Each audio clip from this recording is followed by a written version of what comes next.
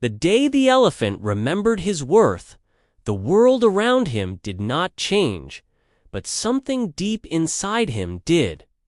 In a wide, dusty field outside a small town, an old elephant named Arun stood tied to a wooden post with a thick rope. Children came on weekends to ride on his back for a few coins. During the week, he carried heavy logs and pulled carts under the hot sun. People called him the Big One, the Strong One, or sometimes simply the Animal. No one used his name anymore. When he was young, Arun had lived in a green valley with his family. He remembered walking beside his mother, feeling the touch of her trunk on his back.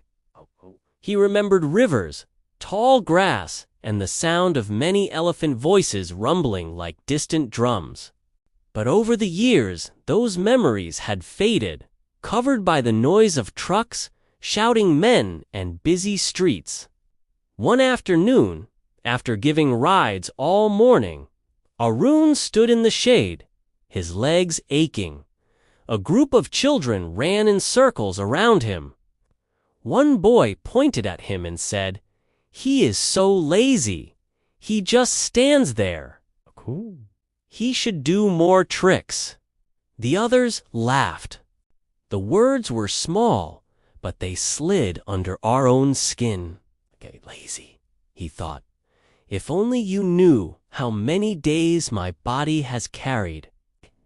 Near the edge of the field, a quiet girl watched without laughing. She noticed the deep lines around Arun's eyes and the slow way he lifted his feet. While the others bought ice cream, she walked closer and looked up at him. "Are you tired?" she asked softly. Of course, he could not answer with human words, but something in his eyes changed. He lowered his head a little. The owner shouted, "Don't get too close. He is just an animal." The girl stepped back, but her face stayed gentle. Before leaving, she whispered, "You look like you remember more than this." That night, Arun could not sleep. Under the clear sky, he watched the stars slowly turn. Her sentence echoed inside him. "You look like you remember more than this." Slowly, memories rose again. He saw himself as a young elephant walking beside a shining river, splashing water on his sisters. He heard the deep voice of his grandfather telling stories about long journeys and old forests. In those memories, he was not lazy or just an animal.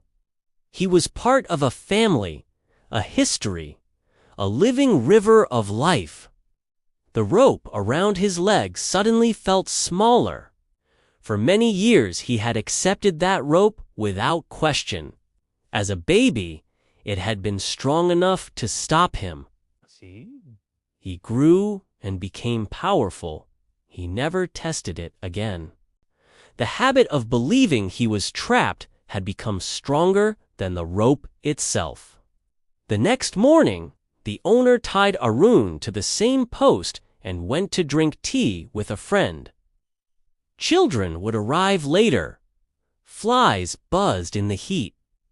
Arun looked at the ground, at the thin circle of dust his feet had made from walking in place over and over. He thought of the river, the valley, his family. He thought of the girl's eyes. Then he did something he had not done in many years. He leaned his weight against the rope. At first, nothing happened.